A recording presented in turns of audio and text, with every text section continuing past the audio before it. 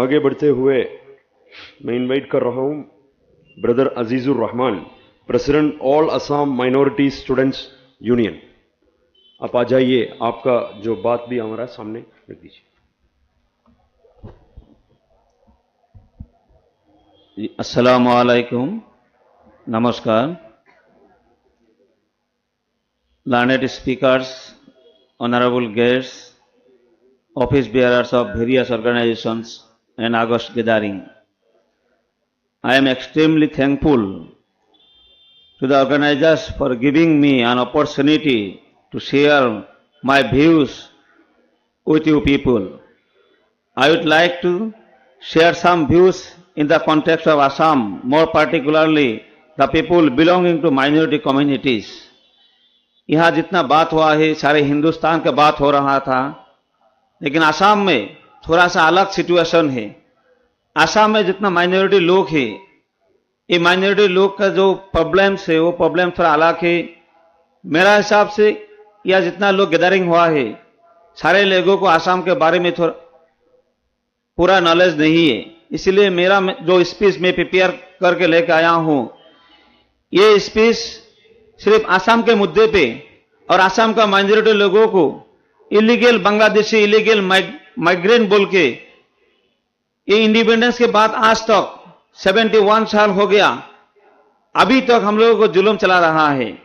इसलिए मैं ऑर्गेनाइजर्स को मैं रिक्वेस्ट करना चाहता हूं, मुझे थोड़ा टाइम ज्यादा देने के लिए मैं जो स्पीच में प्रिपरेशन करके लेकर आया हूं, मैं आज के इस गैदरिंग में शेयर करना चाहता हूं, क्योंकि सारे ये भारत के सारे लोगों की ये जानना जरूरत है आसाम में असलियत क्या हो रहा है माइनॉरिटी लोगों के ऊपर। There was an agitation popularly known as Assam agitation, which was led by All Assam Students Union and All Assam Gana Sangram Parishad. The agitation was aimed at driving out the so-called outsiders from the state of Assam. With the passage of time, the agitation took its turn against the so-called foreigners and finally against the so-called Bangladeshis. The Assam agitation witnessed large numbers of killing, including Nelly massacre 1983, damaging of properties, etc., when it took violent turn. All Assam Minority Students Union, in short AAMSU, was formed in the year 1980 with a view to protect and safeguard the rights of minority people and their upliftment. AAMSU is committed and continuing with this task.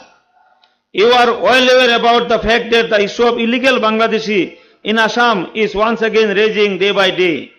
The people belonging to the minority community are discriminately being branded as illegal migrants and harassed since long time.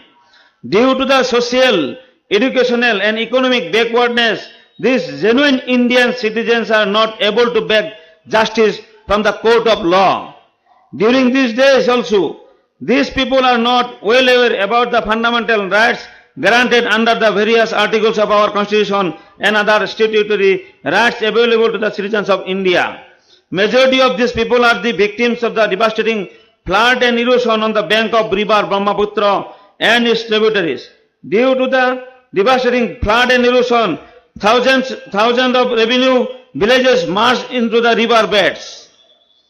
The flood and erosion victims moved towards the urban areas to earn living bread as rickshaw pullers, bonded laborers and house workers, etc. Unfortunately, these genuine Indian citizens are being branded as the illegal immigrants and harassed. Temporary embankments are being constructed on the bank of river Brahmaputra, its tributaries to check the devastating flood and erosion. But these embankments are not adequate to control the flood and erosion. Rather, the constructions are the instruments for the leaders, contractors and middlemen to earn huge money every year. The landowners over whose land the temporary embankments are being constructed not paid adequate compensation. Rather, the landowner lost the ownership rights over the own land.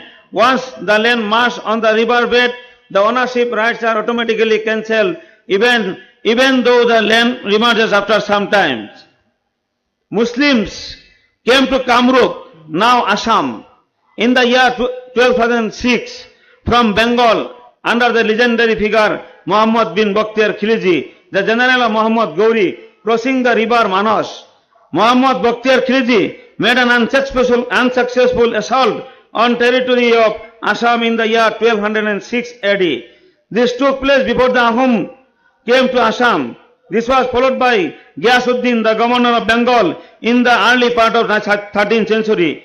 The next invasion was that of Ikhtiar Uddin Uzbek Tugril Khan in 1257 AD, which was followed by an invasion by Muhammad Shah in 1337 AD by about 1 lakh horsemen. He came to Kamrup, now Assam, for second time in the year 1212 AD. He attacked different smaller kingdoms, including the then Ahom king Prithu, with the help of his commander Nasiruddin, who later on also became a ruler. He established a small kingdom in and around Hazu. His later commander-in-chief, Ijaz Khan, went up to Nagaon. Thereafter, the descendants of Bakhtiar Khilji, who include Sultan Ghiyasuddin Aulia, ruled at Kamrup, then Assam. The graveyard of Sultan Ghiyasuddin Aulia still exists at Hazu with some of his contemporary rulers and generals. The graveyard is popularly known as Pua Makka. Pua in Assamese language means 1/4 Dargah at Hazu. During their rule, they assimilated with local people, married here, which resulted in growth of Muslim population in Assam. Muslims are the second original inhabitant of Assam, next to Boru, Kasari, Sutia, Dimasa, etc., etc. Because of the fact that the Ahoms, Assamese people, came to Assam in 13th century, in and about the year 1228 AD, from Upper Burma crossing the Patka Hills range. They are of Mongoloid origin, being a member of some subsection of the Indo-Chinese family people. They embraced Hindu religion only in the 17th century, when the Brahmins and other priestly classes of Hindus from different parts of India, particularly Bengal, Orissa and Konauj, started to flock into Assam. Hussain Shah, the Sultan of Bengal, conquered Kamata state or western part of Assam in 1448 AD and continued his ruling till 1519. Mir Jumla, the general of Aurangzeb, invaded Assam in 1662. Later on, a treaty was signed in between Ahoms and Mughals on 1st January 1663 by Ahom king Joydar Singh, and he surrendered a vast territory to Mughals like west of the river Varanadi on the north bank of Brahmaputra and West Kolong River on the southern bank. Ahom king Gadadhar Singh later on in 1682 and West Kolong River on the southern bank. Ahom king Gadadhar Singh later on in 1682 could regain some portions of that land, but Daden Gwalpara district remained under the control of Mughals with the rest of Bengal till 1765, when it was brought under the control of East India Company. Thus, first migration of Muslims to Assam took place as early as the 12th century. Not all the Muslims come from outside.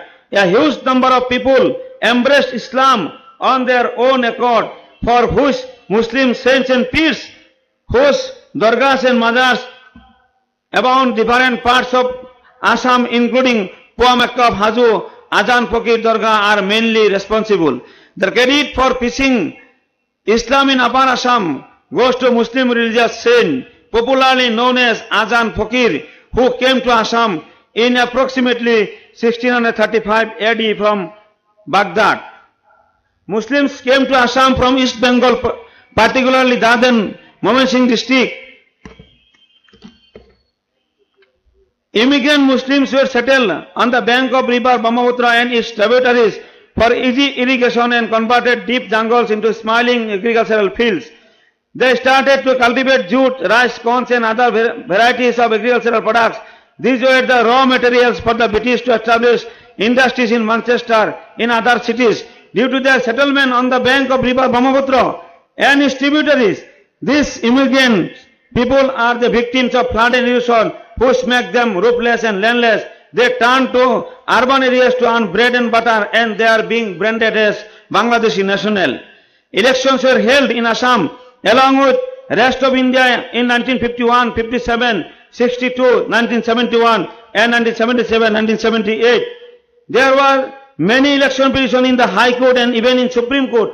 Nobody has ever raised the question that there were foreigners in Assam or in voter list. During the period from 1962 to 1970, the police personnel entered into the minority-dominated villages at dark night and picked up the genuine Indian citizens as being Pakistani, now called Bangladeshi, without giving any opportunity of defending themselves.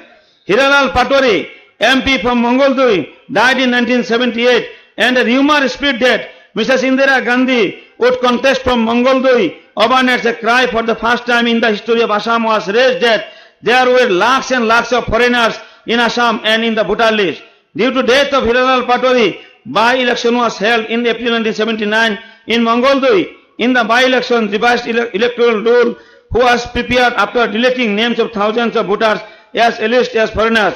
This is the beginning of Assamization. Rest is till today only politics.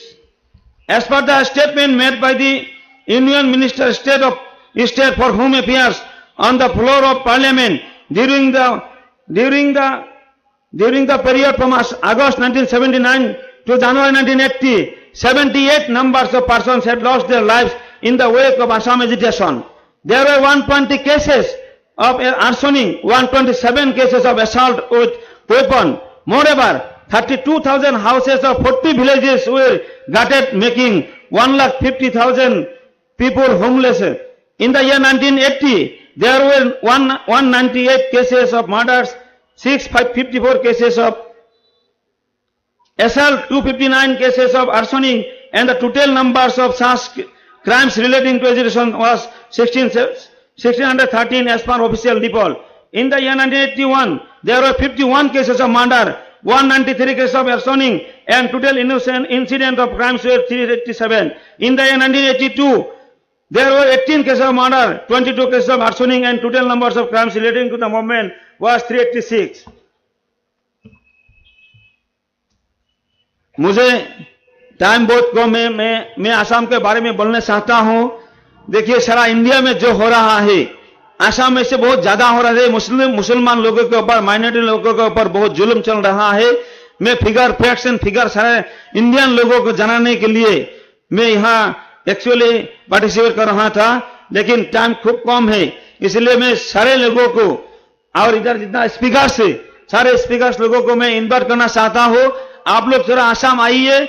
India का हालत और आसाम का हालत बहुत difference है। आसाम के लोगों का ग्राउंड रिलेटिव आप लोग जान के आप लोग सारा इंडिया में आवाज उठाना चाहिए। इसीलिए मैं फिर रिक्वेस्ट करना चाहता हूं, all the speakers, learned speakers, I would like to convey thanks to you all for patient hearing, and further like to invite you all, especially the learned speakers, for visiting Assam to assess the ground reality. Thank you.